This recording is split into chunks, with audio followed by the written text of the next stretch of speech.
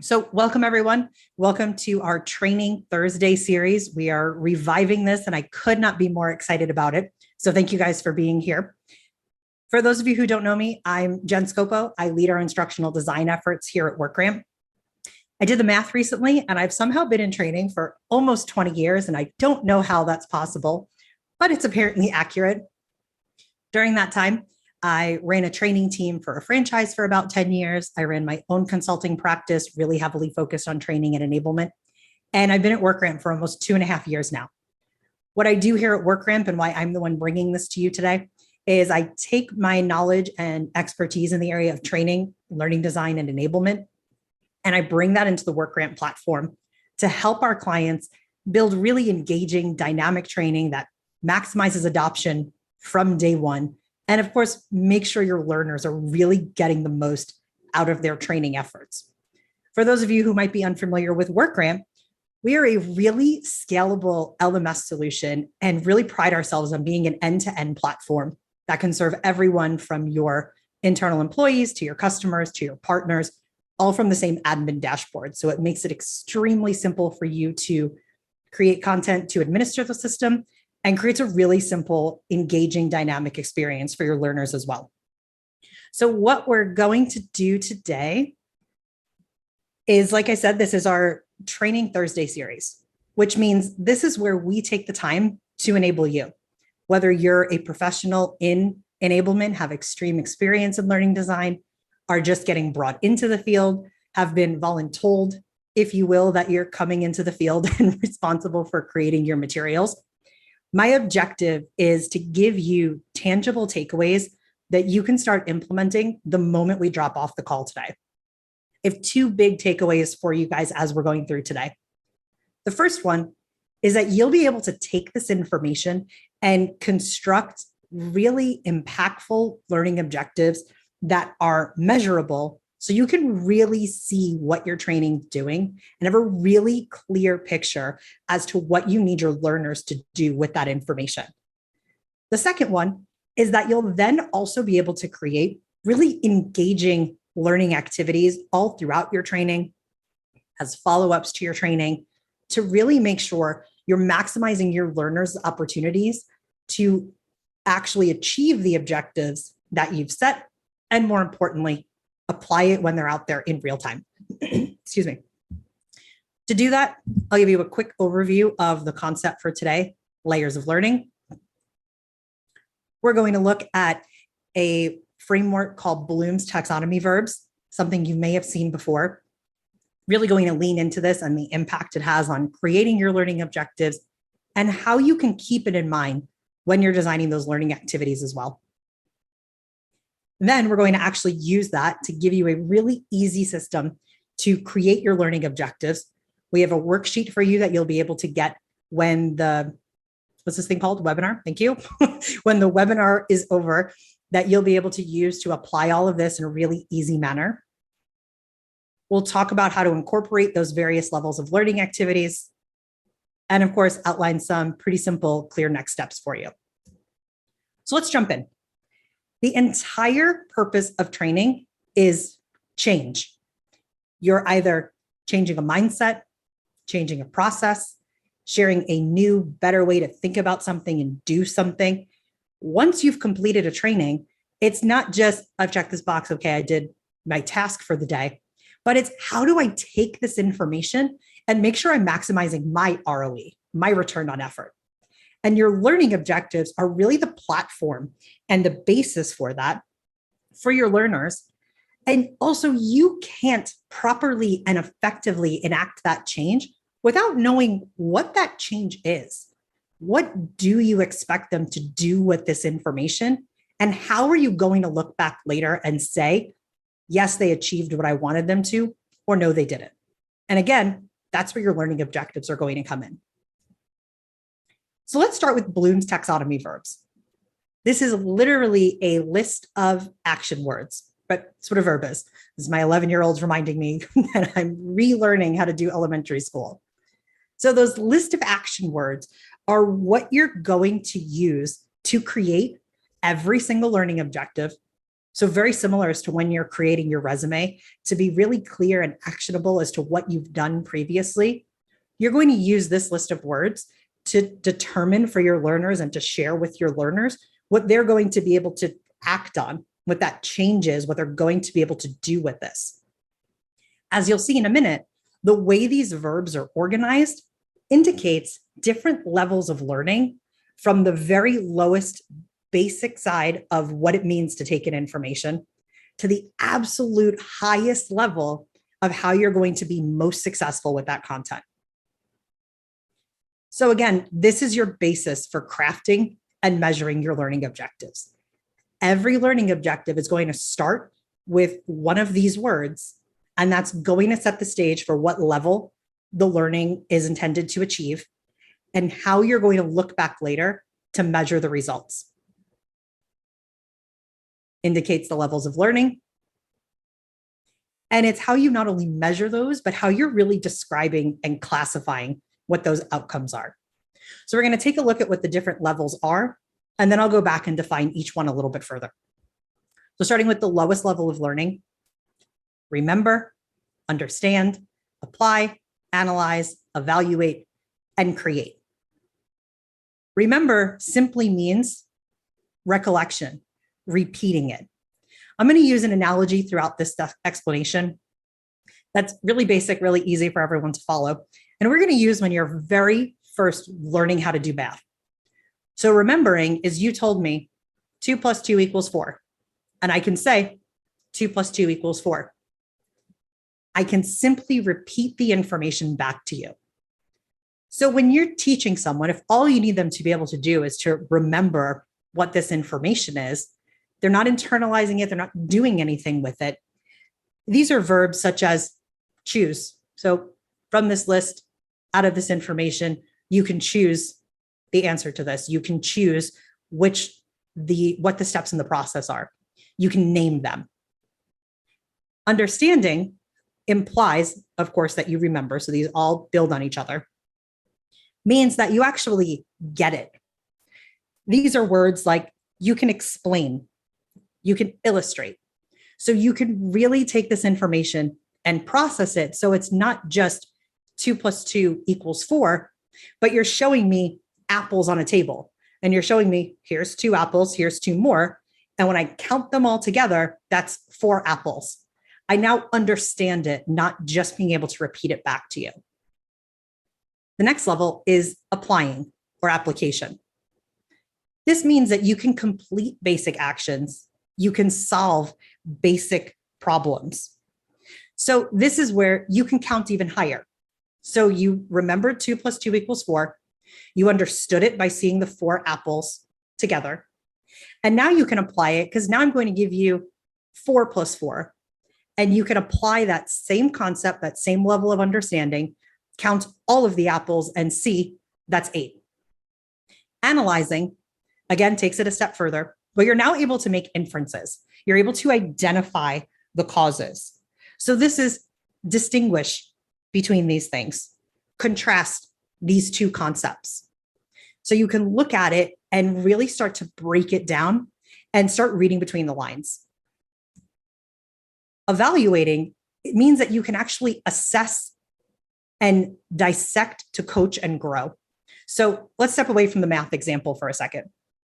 Assessing, meaning let's say you were taught how to conduct a really effective discovery call, your very first call with a customer. You can watch someone else do it, know exactly what they did well, what they did wrong, actually understand how to coach them and make them better. And you can do that coaching. You can articulate it. You can give them that insight and that feedback that's going to help them do what they're doing better. You have to really have a firm grasp on information to hit this level of evaluating, that you can analyze it in such depth, make those inferences, and actually help someone improve what they're doing. The highest level is creating, meaning that you can compile everything you know and construct the information in a different way. These are words like adapt, construct, develop, predict. So you're really shifting around what you've learned You're able to read between the lines. You're able to coach someone else, really dissect someone else applying that information or yourself putting that information to action. And you can put it together in a completely different box. So going back to our math analogy, you understand the counting. You've been able to do all of these other steps with it. And then you can figure out the subtraction almost on your own, where you're able to realize, hey, if I put these 2 and 2 together, I make 4. And if I take one of them away, I'm jumping down to 3. And you can start to break down that information that you can construct something and present it in a new way.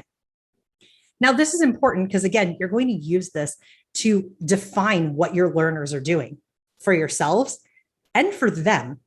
We'll come back to it in a minute as to how to share this and why it's important to share it with them. I'm sure you can infer a lot of the benefit there. But what you want to be aware of is when you're creating those learning objectives, what level do I need my learner to achieve in order to enact the correct change? So based on what I need them to do with this, what behavior I'm changing or instilling in them, how do I know they're able to do that? And what level do they need to hit to be able to do that? So hang on to that for a second, because now we're going to move straight into that, using these action verbs, using those layers of learning to really craft what those objectives are and how to share them in a really simple, easy to understand, and again, measurable way. With training, enablement, curriculum, you always start at the end and build backwards. So as I've mentioned a few times, and to make sure I hammer this point home, is you have to know what that change is. So that's your first step when you're creating training, is to consider, where do I need you to be at the end? What do I need you to be able to do with it? And once you define those, then you can go back to the beginning and determine, how do I make sure you then achieve that, and that the content I'm providing and the activities I'm directing you to do really come together to make sure you're able to do what I know I need you to do at the end. When you're writing these learning objectives, keep it to about 3 to 5 per course at absolute most. If you're telling a learner that by completing this course, you're going to be able to do these 8 things at varying levels of that learning, that's a lot to take in one sitting. Now, remember, the higher levels of learning imply the lower levels. So if you need someone to be up at that analyze level, you don't have to say, I need you to remember this and understand it and so on and so forth. You need them to be able to analyze or apply whatever that level is, assuming the rest of that happens, but keeping it really targeted. If you find that your content really does have 7, 8 objectives, break it into 2 parts. Have them do course 1 and then course 2. If you're a WorkRamp user, string them together in a path so they're required to go course 1, course 2. Even if they choose to sit down and do both courses back to back, so therefore they're still responsible for those 8 or 9 objectives, it's still psychologically different in terms of the way the activities are crafted, the way the course is created, and their ability to really absorb the information and, of course, do whatever that is they've been directed to do. The way that you present this to your learners and really keep it top of mind is by what I call putting the big bookends rather, on every single training. So the bookends are how you're planting the seed in learning. I call this psychological magic. I love sprinkling psychological magic into trainings. And with your top big bookend is your introduction. So every single training course should have an introduction. Every single training course should have the bottom of the big bookends, which is a wrap up that's going to close the loop on that entire training. So that means, again, if you're a WorkRamp user, you have a minimum of 3 sections in every single guide, because you have your intro, your wrap up, and then, of course, your actual content, even if it's just one section and pretty succinct. In the introduction, you're telling them, right, here's this topic we're talking about. Here's why it's important, why it matters to you. And here's specifically what your objectives are and what you're going to get out of this. By doing this, you've planted a seed in their mind that they know exactly what they're supposed to do So they're naturally more focused on that, even if it's on a subliminal level. Let's put this in a real world example. If I told you right now that yellow is the most popular car color, over the next couple of days, you're suddenly going to notice a lot more yellow cars than you ever would have seen before, simply because I put that thought in your mind, even if you forget we had this conversation until that moment. So by giving them that framework of what this is, why it's important and matters to you, and what you're getting out of it, I'm planting those same seeds. So as they're coming to the information that really relates to that objective most closely, their brain is naturally flagging it as important. They're naturally more focused and therefore naturally absorbing it more effectively. Your bottom bookend is really simple. It says, hey, here were the objectives for this course. Copy and paste them. A quick, I always use a survey question. I was able to achieve these objectives. This course was a good use of my time. Kind of puts the checkbox in their mind of, okay, that's right. This is what I was supposed to do. I do feel like I achieved that. And again, it psychologically really just solidifies it for them. So those big bookends are how you introduce it, plant that seed, keep them focused on those outcomes, and then close that loop at the end. So they really kind of certify for themselves that, yes, I received this and I know what I'm supposed to do and I can go do that. Now you have a huge responsibility here. You've defined the outcomes, you've kept it to your 3 to 5, you put those bookends on your course so they know exactly what they're looking for. Now you need to stay on task. You need to make sure that every syllable of that course is directly leading toward achieving whatever those objectives are. Now, if you have an additional kind of best practice tip or trick here and there you want to throw in, go for it. But really make sure you're staying very closely aligned with those objectives, really focused on it. So you know you're setting them up to achieve those at the end and that they're able to take this information and do what you need them to. So you're going to use all of this information, keep this in mind to actually craft what your objectives are. And as I mentioned at the onset, we have a worksheet that we're going to provide to you to help kind of walk you through this framework to keep it really easy, really organized, and particularly for those who aren't extremely experienced in doing this, it's going to guide you step by step. So first, it's going to have you identify who's your audience. Who are you looking to train? Because if you're training, let's say your account executives, that's very different than training the sales directors that need to know the information and internalize it so well that they're able to help your account executives really internalize that, learn, grow, and coach that. So your account executives, maybe you only need them to get up to that application level or the analyze level, whereas your sales directors absolutely need to minimum be on that evaluate level, if not up at create. So you first have to know who is this course geared towards and start from there. Now, I'm sure some of you just thought, okay, so this means I have to create 2 courses for everything. Not necessarily. So I'm going to go on a quick little tangent here, and then I'll come right back to this worksheet. Let's say you need, sticking with that discovery call example, your account executives to, of course, apply or analyze, so they're doing this, and your sales directors to be able to help them do it better and constantly grow. You can provide all of them with that same base course that teaches them everything they need to know so they can apply it or hit that analyze level. And then perhaps your sales directors need a really short follow-up course of how to take that to the next level. Or bonus points, you're going to use the rest of what we're going to talk about to create such engaging learning activities in that one base course that they're all able to achieve a higher level. Because yes, if you need them to apply or analyze, it's only to your and their benefit if they can also evaluate and create as a result of it. So just a couple of different ways to approach that to keep in mind. A little too tactical for this conversation in this moment, but in case that question came up for someone. So identify your audience.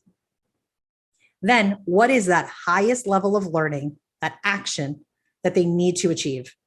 Pretty sure I've established very clearly what this means. So knowing what that highest level is. Identify the verb that you're going to use, the verbs, to write each of those objectives. Of course, this is for one objective. And then define how you're going to measure this. So that has to be part of this as you're pulling all of these pieces together. So this gives the example of being able to explain 3 kill shots, being able to ask 4 landmines, like ask 4 questions that are those landmines that you're putting out there for your competitors. So then you put these together, the verb, the what, and the measurable ways. So distinguish our product from competitor A by highlighting 3 key features that give us an advantage. So again, you'll have this worksheet to kind of work yourself through this process as you're starting to create these. So we have our verbs, we know our layers of learning, what they mean, why they're important. You've just crafted these brilliant, impactful, engaging learning objectives. Now, you need to make sure they're able to achieve these. Sharing the content with them, that's a given. You're in an online environment, perhaps you're implying this in in-person training as well, totally still completely valid. But if you are building in an online environment, really, you only have a couple of options, frankly, in person too. They can watch something, they can listen to something, or they can read something. So you need to build that, of course, in a logical way that makes sense, that all the content goes right back to that. What's this topic? Why is it important? Why does it matter to you? And what those objectives are. So we're talking about the activities that you're going to use to bring that to life, particularly in an online setting. First, you need to incorporate microchecks and activities. That means just about every single page of your training needs to have some sort of interaction, some sort of check of what the information is, reviewing the information for them. Because this is really the only way you're reviewing information. If you were telling someone in person, you would give them that kind of intro of, okay, here's what we're going to talk about and why, give them the information, and then you would restate it or rephrase it and revisit it in a slightly different way to make sure they understood it. Your learning activities, your knowledge checks, that's how you're doing that in an online environment. So you want to incorporate those after you introduce every part of your topic. So after you've gone through every section, every page, putting something in there, this is your micro practice, putting in the little things that are going to reinforce and review what was on the page. There's 2 parts to this. First, there's the obvious, your rote memorization. These are your true, false, your multiple choice, your matching tiles, your hot spots. Those are absolute right and wrong answers. That indicates that you remember, you understand. To some level, we're moving up the line a little bit, but really that's just checking, did you remember, did you understand? That's necessary because again, your higher levels imply those lower levels. So you need to incorporate those again on just about every single page, 1, 2 quick little rote knowledge checks. If you're feeling the need to put like 4 or 5, you have way too much detail on that page and you need to break it out a little bit more. But the learning activities are really what we're going to look at in a lot more depth, because this is where you're making them apply the information. You're really making them think on a much higher level. You could be making them think all the way up on that evaluate and create level, because the way you're forcing them to phrase stuff, to look at it differently, and I'm going to show you some examples of this in a minute, that even if my ultimate goal is on the analyze level, I'm going to sprinkle in some activities that are closer to evaluate and create. Even if you don't hit those levels by the course, it's not my goal for you to hit those. But by sprinkling in some of those higher level learning activities, I am making sure that you have absolutely nailed this level that I needed you to hit. And you're starting to move toward those higher levels, which again, only benefits the learner. And then there's the concept of challenges. So your microchecks and activities, your rote and your learning activities, I'm talking about including those in the course as you're sharing information. So I've told you how to do, here's how you're going to conduct the opening of your discovery call. I'm checking you at every point of that. You're applying the knowledge, you're practicing, you're role playing, you're answering basic questions. That's in the moment to make sure I'm reviewing the information, you're getting it, you're understanding it. Your challenges are what happen as a follow-up to the training. Maybe the next day, maybe a week later, maybe a month later, maybe absolutely all of those, is how you're really giving them the opportunity to apply it in real time, implement it out there in the world, and see what really stuck, what really didn't, and what level of learning they actually achieved. So let's start with those micro checks. I'm going to show you a couple of screenshots of examples of how to incorporate these in your training, different types of questions, how to phrase these. These are, of course, in the WorkRamp platform. So for those of you who are WorkRamp subscribers, you're getting something you can pretty much plagiarize directly and put them right into your courses. All right. This is just taking some screenshots from a MEDDIC training guide. MEDDIC, if you're not familiar, is a basic sales framework that really helps you effectively qualify your buyer. Really popular among our clients, and I'm sure sales enablement in general. So that's what the questions are kind of leading toward. So this is information they need to be able to fully execute in front of customers. So this one is an open text question. It says, it gives them, introduces this specific persona, shares with them a couple of questions they can ask to really understand and qualify that persona. And now I'm taking them to a higher level. Add 2 to 3 additional questions to the list of how you can discover who the true economic buyer may be. This is all the way up on that create level because I've given you the information. You have to infer it.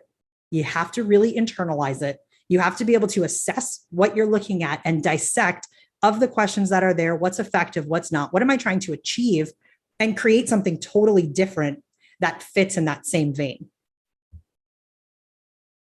This, again, more examples of micro practice.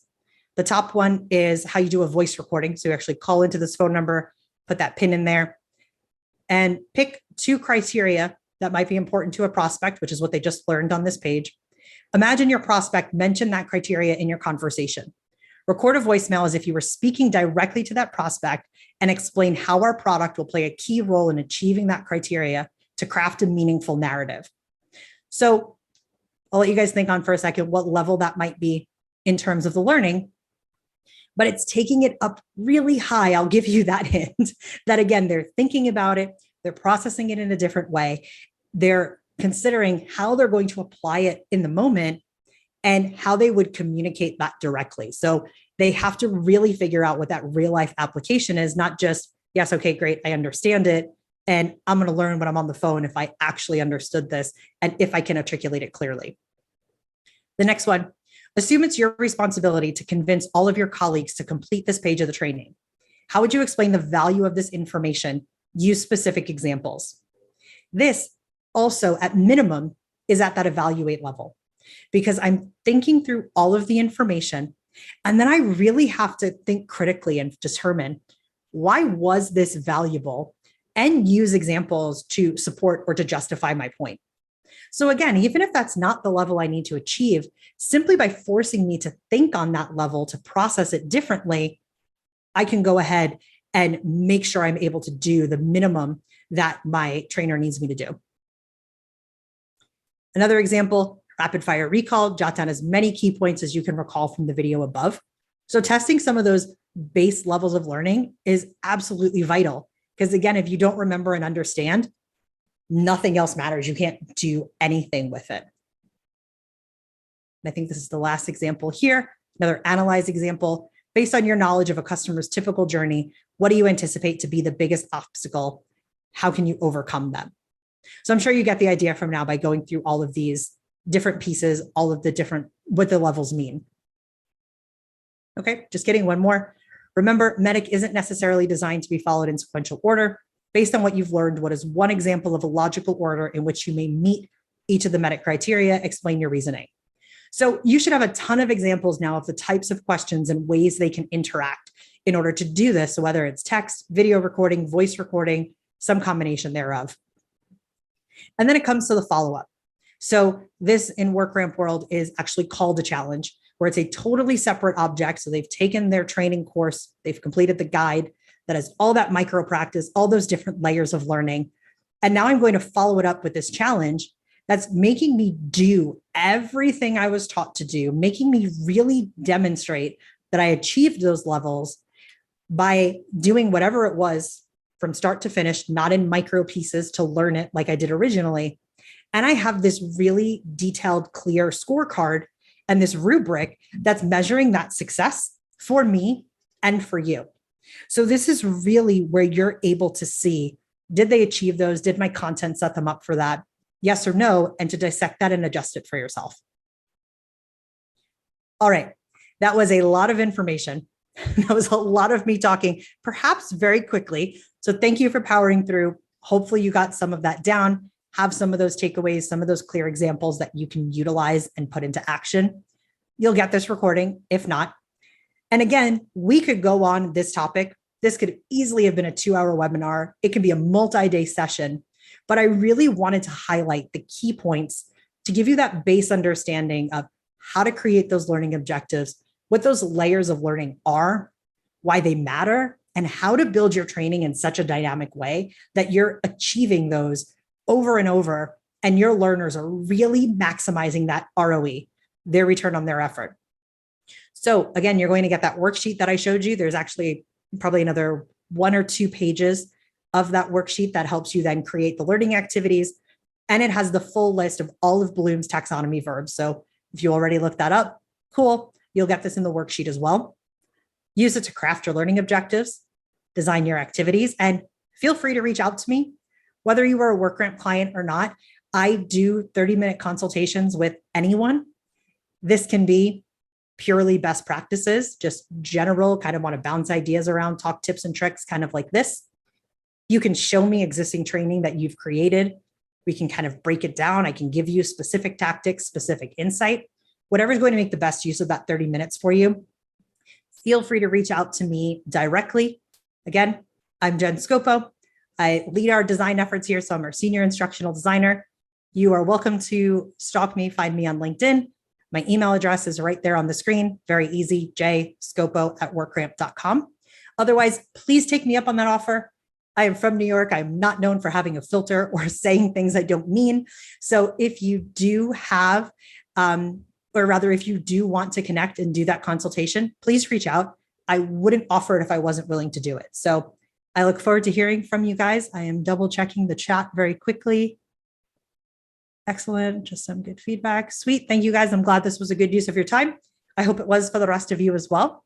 So have a fabulous rest of your Thursday. And I hope to see you at a future Training Thursday as this series continues. Have a great one, guys. Thank you.